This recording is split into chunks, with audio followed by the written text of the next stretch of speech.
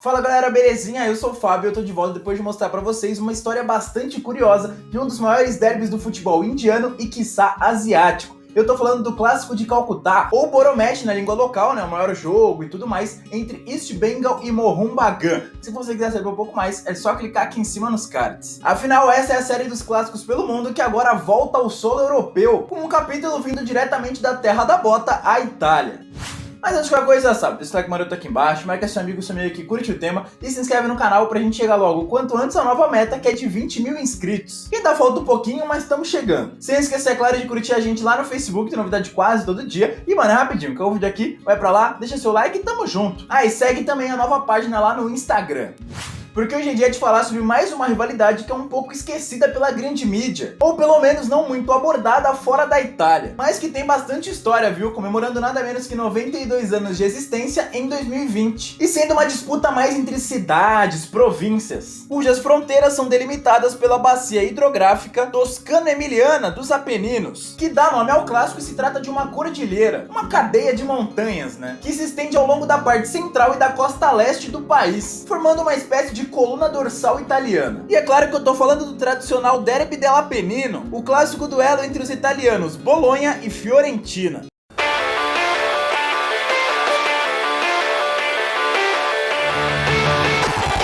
Só antes de começar a falar de fato sobre essa rivalidade, aqui vai um pequeno alerta, porque é capaz que você escute barulho de obra, cachorro latindo ou ventilador durante o vídeo, porque, mano, tá calor, tá tendo muita obra aqui perto de casa e tem um monte de cachorro na vizinhança, então, mano, eu tenho que gravar, vai assim mesmo. Dentre todos os clássicos italianos que eu já abordei nessa série, esse é de fato um dos mais curiosos, pra não falar o mais, né, porque teve aquele embate entre Chievo e Verona que foi bem interessante também. Afinal, estamos falando de um confronto que coloca frente a frente as principais equipes localizadas dos lados opostos dos Apeninos na parte centro-norte da Itália, com a distância entre eles sendo menor do que 100 km, só pra vocês sentirem o nível da proximidade. Onde na região de Emília-Romanha, na província de Bolonha, temos o Bolonha Futebol Clube 1909, que, como o próprio nome já diz, foi fundado nesse ano no dia 3 de outubro. Enquanto que na região da Toscana, na província de Firenze ou Florença, tem a Associação Calcio Firenze Fiorentina, que veio um pouquinho depois, no dia 29 de agosto de 1926. Com o primeiro capítulo oficial dessa história acontecendo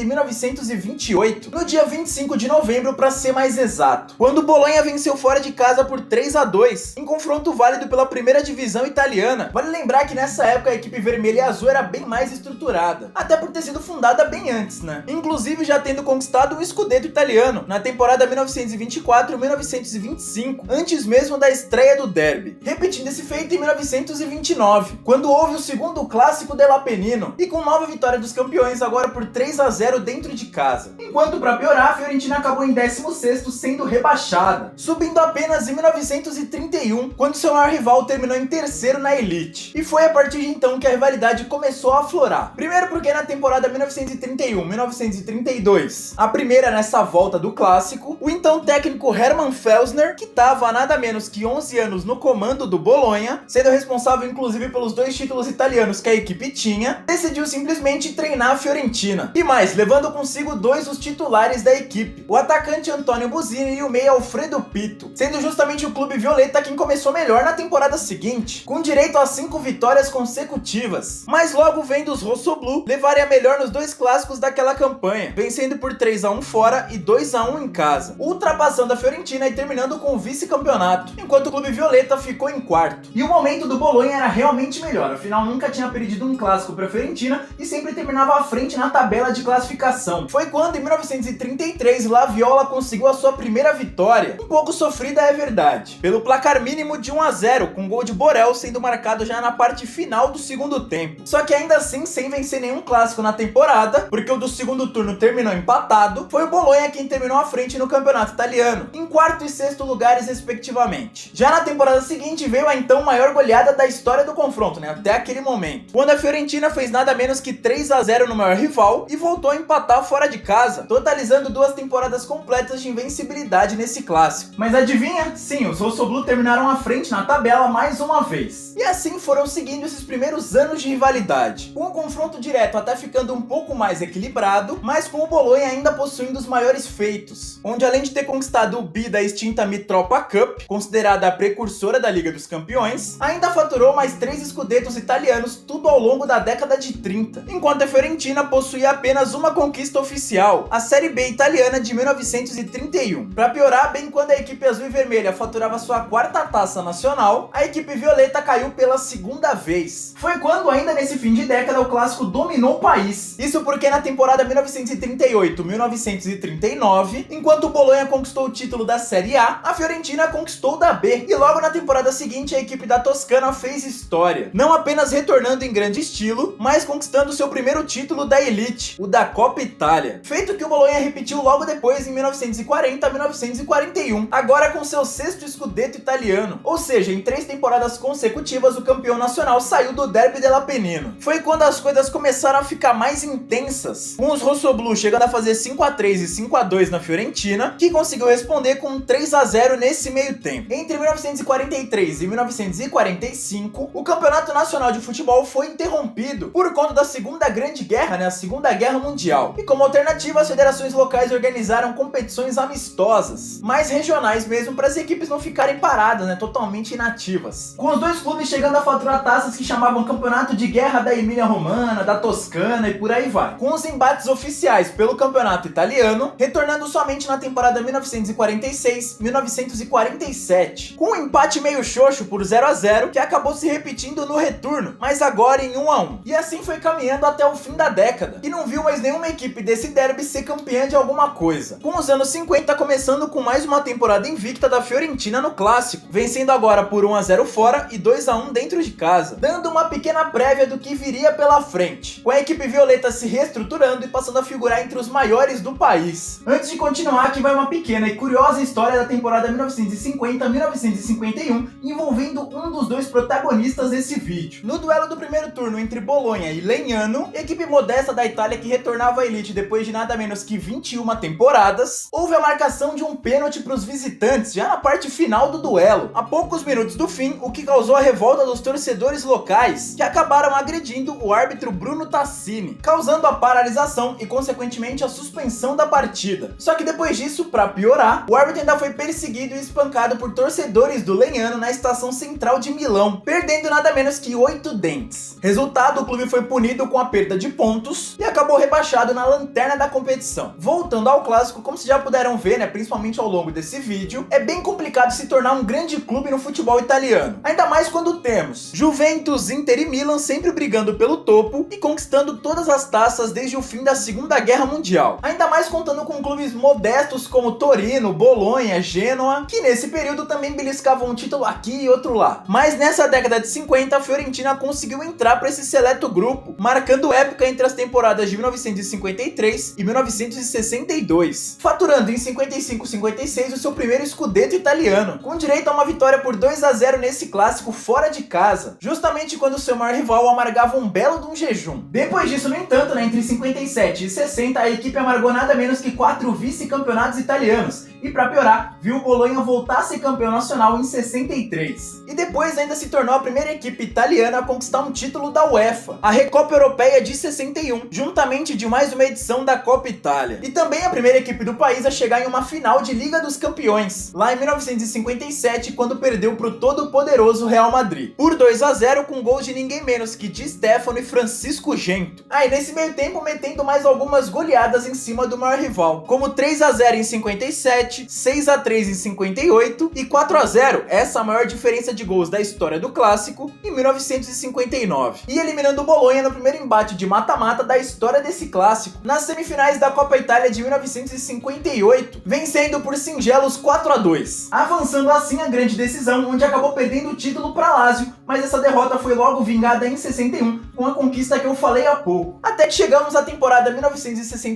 1961-1962, o início da última década década que viu os dois protagonistas do Derby dell'Apennino brigando juntos lá no topo. Afinal, nesse ano em específico, além de terminarem lá na parte alta da tabela do campeonato italiano, em terceiro e quarto lugares respectivamente, com diferença de apenas 1 ponto, os rossoblus chegaram à final da Mitropa Cup, onde acabaram com o vice, enquanto os violetas perderam também a extinta Copa dos Vencedores de Taças. E se a Fiorentina venceu os dois clássicos dessa temporada, o Bologna deu o troco em 63 e 64, fazendo 2-0 dentro de casa e até empatando a volta, sem gols, mas faturando seu 7º título da competição, o último até então. Algo que rapidamente foi respondido pela equipe de Florença. Primeiro com a conquista da Copa Itália de 66 e depois com mais um Scudetto, agora em 68 e 69, mesmo sem ter vencido nenhum derby naquela temporada. Aí no último ano dessa década, o Bologna foi campeão da Copa Itália, sendo esse seu primeiro título na história do torneio. E como um último suspiro dessa grande rivalidade, que começou como uma simples disputa, pela soberania local da região dos Apeninos, e que depois foi ganhando proporções nacionais e até europeias, temos a década de 1970, que viu de um lado o Bologna conquistar sua segunda Copa Itália em 74, enquanto de outro a Fiorentina faturou a sua quarta, um aninho depois, em 75, sendo que nesse meio tempo 90% dos clássicos foram pra lá de equilibrados, a maioria deles com um golzinho de diferença e um ou outro com 2 ou mais. Assim como ao longo dos anos 80, que ao contrário da década anterior não viu nenhum dos dois conquistar títulos na elite e pra piorar sofreu a sua primeira longa pausa. Isso porque as vitórias por 2-0 fora e 1-0 em casa, ambas da Fiorentina na temporada 81-82, culminaram no primeiro rebaixamento da história do Bologna. Un calcio d'angolo,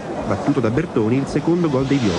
Liani sfruttava un'indecisione del portiere Zinedine. Com os rossoblù retornando à elite somente 6 anos depois, em 88 e 89, justamente quando o clássico voltou a ser disputado. E olha que foi com juros e correções, já que depois dos embates pelo campeonato nacional, com o Bologna vencendo em casa e empatando com o mando dos violetas, no ano seguinte eles duelaram pela Copa Itália, com a equipe da Emília-Romanha se vingando daquela eliminação lá do fim da década de 50, e agora vencendo por 3-2. In sapienza propria o per il valore di Landucci si è trovato sul piede un assist delizioso offertogli da Capitan Pecci e lui, Monza, che sin lì si era impegnato ad annullare Pellegrini, si è concesso la gioia di un gol risolutore. No então segundo confronto de mata-mata da história desse derby. Esse período logo após o retorno dos rossoblù à elite também foi marcado por alguns confrontos e briga entre os torcedores que causaram paralisações de partidas e chegaram a ferir até um adolescente de 14 anos. Mas aqui a gente vai ficar só na parte boa, na rivalidade saudável dentro de campo, já que a década de 90 voltou a ver os dois brigando por coisas grandes, e o melhor, conquistando títulos, só que agora com alguns altos e baixos, incluindo rebaixamentos, como o do Bologna, o seu segundo na história, em 91, quando o derby ficou mais um tempinho sem ser realizado, ainda mais depois que os rossoblù foram parar na terceira divisão. Só que como nem toda desgraça é pouca, a Fiorentina também acabou caindo logo 2 anos depois, terminando em 16º com um time que tinha como principal nome ninguém menos que Gabriel Batistuta, e contando com uma grande polêmica nessa temporada, já que sua camisa reserva, que era até um pouco estilosa e fugia dos padrões da época, possuía um detalhe curioso que só foi descoberto, percebido pela torcida e pela imprensa no 4º jogo em que a equipe a utilizava, já que naquela época não tinha esse negócio de evento de lançamento, pré-lançamento de uniforme e tudo mais. As pessoas conheciam a nova camisa somente no dia do jogo. As figuras geométricas utilizadas nos detalhes do peito, quando colocadas lado a lado, formavam uma suástica, símbolo utilizado por muitas culturas e religiões há mais de 5.000 anos, mas que na década passada se tornou nada menos que o símbolo do nazismo. Coincidência ou não, depois disso, pouco antes do rebaixamento, o clube passou a utilizar uma camisa totalmente branca e depois substituiu o fornecedor de material. Na sequência, os dois clubes se recuperaram, sem chegar a disputar nenhuma partida pela segundona, já que enquanto a Fiorentina estava lá, o Bologna estava na Série C. Mas enfim, os rossoblù conseguiram uma ótima arrancada, sendo campeões da Série C em 95, da Série B em 96, e voltando com tudo à elite, onde se estabilizaram e conseguiram mais um título europeu, agora o da Copa Intertoto da UEFA, uma competição para clubes que não conseguiam a classificação aos principais torneios da UEFA, ou seja, a Liga dos Campeões e a Liga Europa. Enquanto a Fiorentina voltou à primeira divisão logo depois da queda, com o título da segundona de 94, e não demorando muito para voltar a ser campeã nacional, conquistando conquistando sua quinta Copa Itália em 96, agora junto da Supercopa do país. Quando enfim na temporada 96-97, o Derby dell'Appennino voltou a ser disputado, com a Fiorentina vencendo pelo placar de 2-0, completando assim 6 anos de invencibilidade nesse clássico, desde 1990. E a rivalidade foi reacendida com tudo, já que os confrontos não ficaram restritos ao campeonato italiano, se estendendo também à Copa Itália, onde sim, mais de 6 décadas de história, eles duelaram apenas 2 vezes pela competição de mata-mata, com uma classificação para cada lado. Agora foram necessários apenas 2 anos para que essa disputa acontecesse nesse torneio, em dose dupla, em 97 e 99, mas sobre isso eu vou falar melhor daqui a pouco. Até que chegamos aos anos 2000, ao novo milênio e também à fase atual desse clássico, que ainda viu o último título do Derby na Copa Itália de 2001 por parte da Fiorentina, além de mais um rebaixamento do próprio clube violeta um aninho depois, em 2002. E depois mais um do Bolonha em 2004. Com esse clássico só voltando a acontecer na temporada 2008-2009, quando os rossoblu voltaram à elite, com a La Viola logo vencendo o maior rival, carimbando o grande retorno do Bolonha à Série A, com um triunfo por 1-0 com gol de Gilardino. Santana,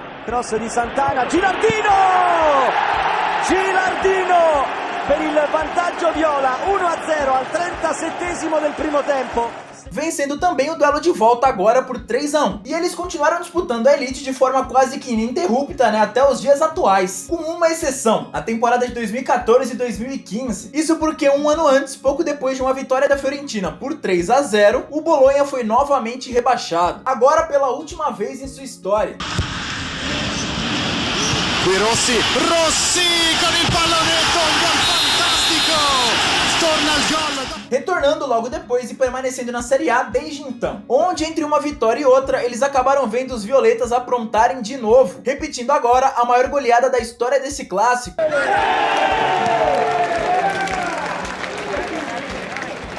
E bem recente, em 2020, fazendo 4-0.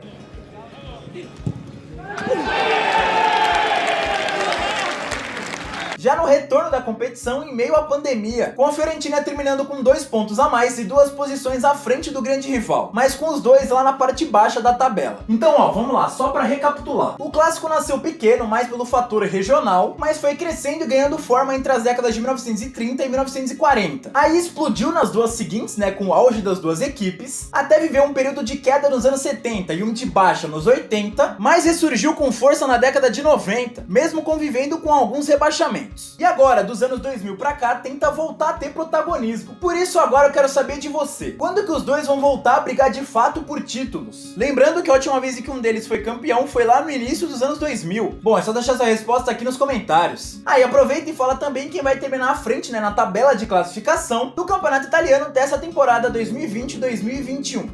Porque agora chegou a hora bacana da gente saber quem leva melhor sobre quem. E para começar, vamos aos títulos. A vantagem é da equipe da maior cidade da região da Emília-Romana, a província de Bolonha, que já começa levando a melhor no torneio mais importante da Itália, a Série A, no campeonato italiano, com 7-2 em taças. Depois até perde na Copa da Itália por 6-2, na Supercopa Nacional por 1-0 e na Série B por 3-2, mas volta a vencer na terceira divisão, agora por 1-0. Por fim, a nível internacional, há um empate em 1-1, com a Copa Intertoto pro Bolonha e a Recopa Europeia pra Fiorentina. Já quando o assunto é histórico de confrontos, aí a vantagem muda de cor, já que no total são 143 partidas entre eles, com 42 vitórias do Bolonha, 56 vitórias da Fiorentina, além de 45 empates. E dentre todos esses duelos, é claro que existem aqueles mais marcantes, certo? E pra hoje decidi pegar 2 encontros por uma das competições mais tradicionais da Itália, que curiosamente pouco viu os dois duelarem. E eu tô falando da Copa da Itália, que registrou uma classificação para cada lado, tudo na parte final da década de 90. Então, sem enrolar mais, vamos a elas.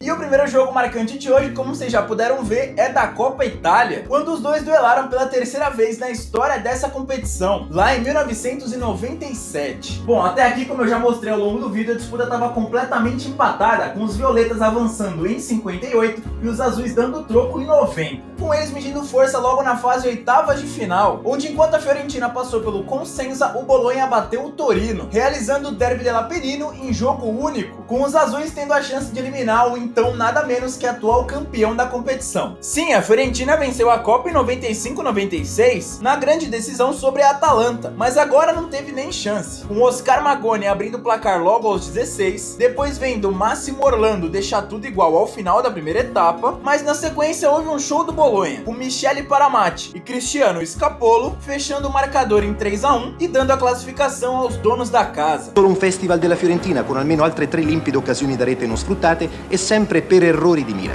Microfono a Olivieri, Ranieri, e a proposito auguri per i 45 anni festeggiati oggi, e infine De Marco. Na sequência, o clube da região Emília-Romana passou pelo modesto Cremonese e chegou à semifinal, onde acabou caindo para o Vicenza pelo placar agregado de 2-1, dando assim adeus à chance do tricampeonato que até os dias de hoje ainda não veio.